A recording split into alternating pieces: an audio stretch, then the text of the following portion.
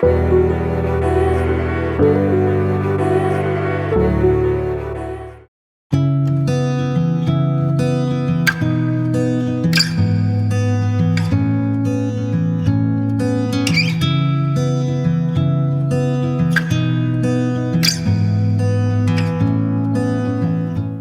this is Michele Knight. This is the general December overview for all signs, and I'm starting it from the 8th of December because I got to it a bit late. Anyway, on the 8th of December, we have Venus, the planet of love, going into Aquarius.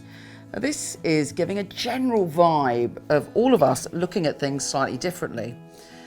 Venus is saying to us, it's time to love in a new way, to embrace humanity, to stop making judgments, to accept everybody, even if they've got very different ideas, and to understand that we are all one consciousness trying to do our best. It's difficult sometimes, particularly as the world seems split in two at the moment. There seems to be, in many countries, a 50-50 idea of how the world should be. But the universe is trying to say to us, you know what, if we lead with love, that's when we can change things. If we try and break each other down, rip each other down, and not find common ground, we really are screwed. This is a very crucial point. There's a lot of very intense energy coming up, and could be a lot more battles to come. Well, I'm practically guaranteed there's a lot more battles to come, but the universe is trying to wake us up and trying to make us aware of everything we do. One of the things I try to do is deal with how I want the world to be on an individual basis, because if we could all do that, if we could all reach towards whoever's in front of us and accept them in the way that we would accept how we want the world to be, life would be a much better place. So really, it's about taking the big ideas and making them small as well as grand. This Venus in Aquarius gives us hope anyway. We also have Saturn doing a lot of stuff. Saturn is trying to ground us and make us commit to things, and make us commit to things that we truly want to be committed to. Often we have to commit to certain things. We don't necessarily want to do it, but it's about survival, it's about life, it's about being here in the practical world. But a lot of the astrology of this month is saying to us, do you know what? You can reach inside yourself and be the unique soul that you are and commit to something that does feed your soul. Even if there are certain things in life that you have to do, you're tied into, they're commitments, they're experiences that are going on that are challenging for you. The universe is giving you ideas or opportunities that ease your soul and ease your spirit, but you have to make time for them. You have to find that space within yourself to commit to them. We also have the Sun and Saturn conjunct in the position or in Sagittarius, and that's trining Uranus in Aries. That's very, very powerful, intense energy. There's going to be a lot of people speaking their opinion, and there may be some kind of uprising going on this month that creates a very intense energy, but it's quite fiery, it's quite angry, it's quite wild. There is a grand fire trine this month that brings all our passion to the surface. But it's how to understand that energy and use it in a way that doesn't kind of burn and destroy, but rather expresses our voice in the unison of love, which is, challenging to do in these times. On the 14th, we have a full supermoon. It's not as close as the last supermoon, but it is quite close. And it's in the position of Gemini. Now, Gemini is all about communication, and it's all about being able to see other points of view. It's about being quick-witted.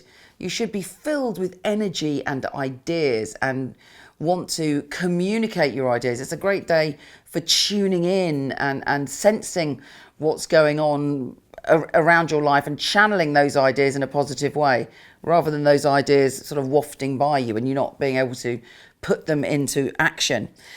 Now, on the 15th, things get a bit more tricky, because if you include Eris and Ceres, we do have a cardinal grand cross. Now, I'm very big on these goddesses being, particularly at the moment, very revealing to us, so I pay particularly attention to them. Some astrologers don't, but for me, they really do float my boat.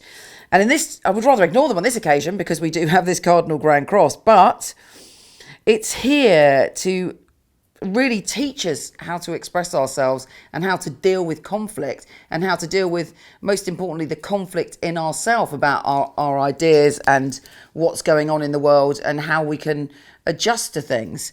We then have a double grand fire trine, which is giving us the passion to change our life. And hopefully, I'd like to think that we all want to reach out and make other people's lives that little bit better. I think that's what the message of the universe is, whether we're listening to it or not. But we have the opportunity for unexpected experiences to happen this month. Out of the blue, they're going to change the way that we think and give us an opportunity to do things different, and really could unlock the door of our own prison and free us to experience life in a much more open way, and to really think on our feet from our heart. So on the 18th we have the Cardinal Grand Cross, then we have the double fire trine, and all this is creating this massive upheaval of energy. But then we also have on the 18th a pentagram. So within the chaos we have the opportunity to experience magic, to uplift ourselves from our challenges and go in a completely different direction and awaken to our own magic. And up until the 19th, it's a lot about action, taking positive action, but not destructive action. But after that, on the 19th, we have Mars entering Pisces, and that shifts the energy dramatically, because Pisces is all about empathy, compassion, connecting to our higher self, but also illusion and wanting to be self-destructive or lose ourselves in love or alcohol or drugs. It can go either way, but it does give us the opportunity to tone down all that fire and intensity that's been swirling around. Now, also on that day, interestingly, Mercury goes retrograde. So some of the things that we've been thinking about and putting into action, if we haven't resolved it by the 19th, everything can get confusing and everything can become hidden or delayed. So whatever you're doing up until the 19th, be prepared for a roller coaster of experiences, but an opportunity for freedom. But if something comes up for you and it's about acting now, then do act. Otherwise, there will be a delay by the 19th. It's an extraordinary month, and I don't think it's a coincidence. I think a lot of this energy that's coming through us at the moment is to shake us all up so that we can act with love and from our hearts, to try and bring some balance into the world now before it gets any more destructive than it already does. We have to reach out, hold each other's hands and say, you know what, whatever you believe, let's stand together in love. Call me naive, I have got 5 planets in Pisces, but I truly believe that that's what the universe wants for us right now.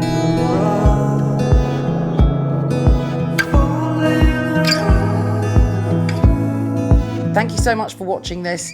Lots of people email me and say, do I do astrology or psychic readings? And I don't have time at the moment, but I do have a fabulous team of award-winning psychics who are brilliant, and I handpick them myself. They really are a cut above. Anyway, here is a little video all about them. I like to class a reading as an oasis for the soul. People phone up and seem quite shocked that I can give them information, and I say to them, well, you're phoning a Michele Knight line and we are meant to be the best.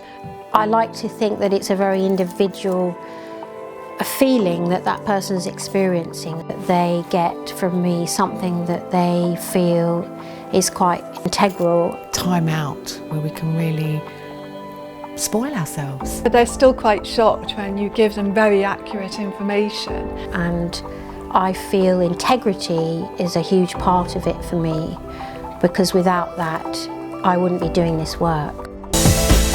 It's about guidance, it's about hope. A reading is a buzzy feeling, it's helping people have clarity, I think. I love that light bulb moment. When I finish work, I come off the phone and it's like, yeah, I've made a little bit of a difference. That really gives me butterflies in my tummy. I think in my readings people feel a sense of a safe space where they can really be themselves, let go, and also they shouldn't be fearful, and it's non-judgmental. I only work with integrity, so I don't give you, what you might want to hear. I hope that people walk away feeling uplifted, clearer, more powerful, more sure in their own intentions, and more aware of what they can change. I guess I do guide people. I'm just a little hesitant to say I am a guide. One always thinks of guides as being so revered. But I do think I am a catalyst, and I think that's how a clairvoyant should be seen, the catalyst to make a positive change. Having a reading with me is kind of like sitting down with an old friend and having a hot chocolate on a winter's day. Because doing readings is a process of trust between your guide, spirit, and what you're delivering for the client. When I get validations, it's amazing. There are no words to express the fulfillment that you get from seeing somebody empower and bring joy back into their lives. It's like a eureka moment when somebody gets it. I feel it. I feel that they've got it. I want to get to the bottom of their problem and try and solve it. It's heartfelt in here when I read for a client. It's about empowering. I love making a difference to people's lives, and I love hearing back from regular clients how their lives have changed. It's not a job to me, it's a vocation in life. It's a passion of mine, and it doesn't feel like a job. They're not my readings, they are your readings, they are your guidance. I'm only a conductor of it. Basically, I'm just the middleman, it's not me. So I never know what's going to come out, and sometimes I'm as shocked as what the client is. What is great is when they come back again and say, oh Maya, you were right about that. You hit the nail on the head. How did you know that? And that's what makes it all worthwhile.